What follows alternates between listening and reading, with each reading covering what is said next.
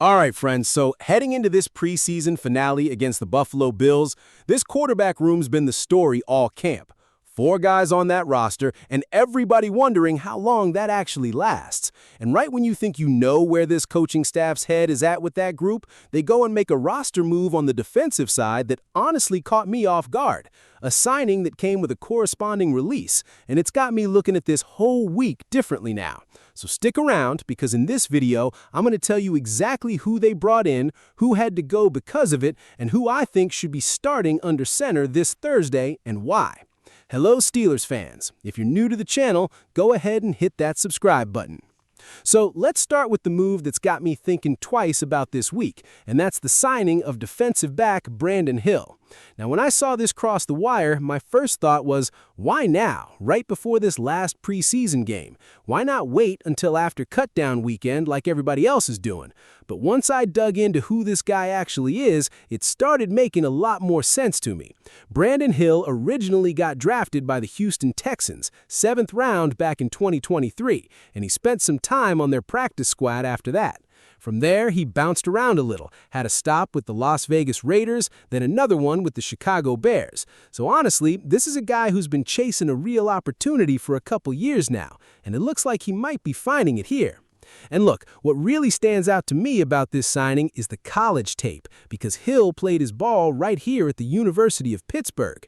I mean, that's a local kid coming home in a sense, and the production backs it up too. 40 games in that Pitt uniform, 27 of those as a starter, and he finished with 172 tackles for his career, 91 of those solo stops.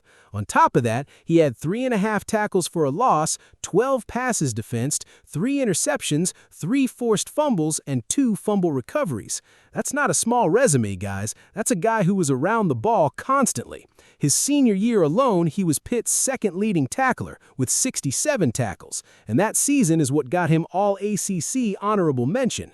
The year before that, he picked up second-team All-ACC, and back in 2021, he was actually a semifinalist for the Paycom Jim Thorpe Award. So when I look at all that, I'm thinking, okay, this isn't just a camp arm they threw in to fill a roster spot. This is a guy with legit ability who just hasn't gotten his shot yet. Now, naturally, when you bring a guy in this late, somebody's got to go. There's only so many jersey numbers to hand out. And in this case, it was receiver Joaquin Davis, who ended up getting released to make room for Hill. I don't think Davis was a name a ton of you were super attached to, but honestly, that's kind of the point I want to make here. It tells you this front office isn't just sitting on their hands waiting for Sunday. They're actively working the margins of this roster right now, piece by piece. And that's exactly the kind of detail that gets my attention heading into a week like this. Because if they're making moves like that on defense this late, you already know the conversations happening on offense are just as active. And that brings me right to the biggest question mark on this entire roster, which is the quarterback room. You've got 4 guys in that room right now: Aaron Rodgers, Mason Rudolph, Will Howard, and the rookie Drew Aller. And with this being the final tune-up before the games actually start counting, I think what happens Thursday against Buffalo is going to tell us a lot about how this staff is really viewing that group.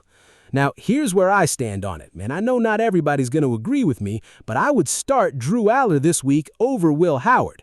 And let me walk you through why. Look, we don't need any more film on Rodgers or Rudolph at this point. We already know exactly who those guys are as players. That part of the evaluation is done. What I actually want to see is more development out of the young guy, same as what we got to look at last week against the New York Jets. And honestly, when I think about where this roster's cap situation is heading, I genuinely believe Aller is the guy this franchise is building toward at quarterback down the road. They're going to need a cheaper option there eventually. And from what I've gathered, the staff really does like his physical talent. They see the upside in him. So if that's really the direction they're headed, then this game is the perfect setup to get him out there against real competition, because Buffalo's going to be playing guys who are actually going to make their roster, not the kind of guys Howard's been going up against these last 2 weeks who probably won't be in the league come the regular season.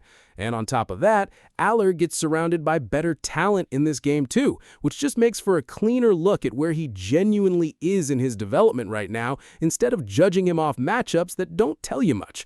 Now, shifting into the trade conversation around that same quarterback room, because I do think there's a real chance either Rudolph or Howard gets moved before cuts this weekend. Starting with Rudolph, I'd honestly only consider trading him if I felt like Aller or Howard was truly ready to handle that number 2 role behind Rodgers right now. And personally, I don't think either of them is there yet. Rudolph brings something valuable to this roster. He's a guy who can step in during the regular season without needing a ton of scout team reps to be effective. We saw that a few years back when he came in and won 3 straight games down the stretch to help this team make the playoffs. So there's real proof there that he can hold the fort if something short-term happens to Rodgers. Howard, on the other hand, I think is the guy who's actually more available if a trade were to happen. Now, personally, I'd rather see them just waive him and try to sneak him onto the practice squad, because I don't think there's a real trade market out there for him right now. I mean, teams passed on him plenty of times in the draft. That's exactly why he fell to where he did, and nothing about this preseason has really changed how the league views him. So if nobody's lining up to grab him off waivers, it's hard to imagine a team throwing draft capital at him either. Now let's shift over to the backfield, because that's the other spot on this roster I think we need to talk about, and that's the situation with Kaleb Johnson. Look, this guy hasn't given this coaching staff much to work with on special teams, and he hasn't really stood out through this preseason either, and that's got me thinking his roster spot might genuinely be in question heading into cuts. I mean, he came out of Iowa with a really strong final season, that's what got him picked in the 3rd round, but since landing here, he just hasn't been able to get things going. And that's actually led to some trade speculation involving him. 2 different destinations that have come up, and honestly, both of them make some sense to me schematically. The first one is a move to the San Francisco 49ers, and the framing there is basically insurance behind Christian McCaffrey. Now, if you know anything about Johnson's background, he's a wide zone runner. That's the system he ran at Iowa, and that's the same style of scheme they run out in San Francisco. So from a fit standpoint, that actually lines up pretty well, especially with McCaffrey's injury history being something that's followed him for a while now. The second landing spot that's come up is the Jaguars, and that one's interesting to me too, because they lost Travis Etienne in free agency and haven't really replaced that role. Yeah, they brought in Chris Rodriguez Jr. and Amir Abdullah, but those guys are going to be competing with Bashal Tutton and LaQuint Allen Jr. for touches, and I think adding Johnson into that mix for a low cost makes sense for them too. Liam Cohn runs a Sean McVay-style scheme there, which again leans heavily on wide zone. So scheme-wise, it's another spot where Johnson's skill set could translate. Now, if I'm being honest with you, I don't think either of these trades brings back much for Pittsburgh. We're probably talking about a late-round pick either way, but it does tell you something important. It tells you this front office might already be moving on from Johnson as part of the long-term plan at running back, and that's a storyline I'll be watching closely as we get closer to final cuts. So, look, between the Brandon Hill signing, the Joaquin Davis move, this quarterback battle heading into Thursday, and now this Kaleb Johnson trade buzz, this is genuinely one of the more important weeks we've had all preseason. Let me know down in the comments who you'd start under center against Buffalo and whether you think Johnson is still on this roster come week 1. Appreciate you guys watching, and I'll see you in the next one.